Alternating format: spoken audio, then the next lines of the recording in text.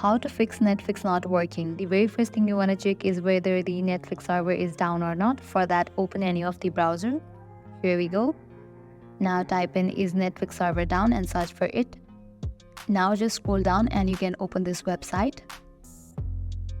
From here you can check whether the Netflix server is down or not.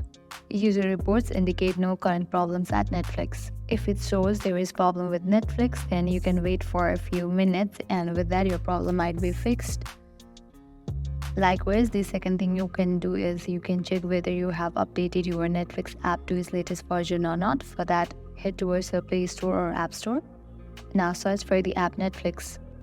After app appears, you will see the option of open or update. If you see the option of update, just tap on it and update your Netflix app to its latest version. After you update it, you can check whether your problem is solved or not. Likewise, another thing you can do is check your device version. If there is any software update for your device, you can just update it to its latest version. For that, head towards settings. Scroll down and head towards the option of general. Go to the option software update. If any updates are available for your device, you can just update it. If all of these solutions doesn't work for you, you can just uninstall the Netflix app and reinstall it. For that, long press on your Netflix app. Tap on the option remove app. Tap on delete app.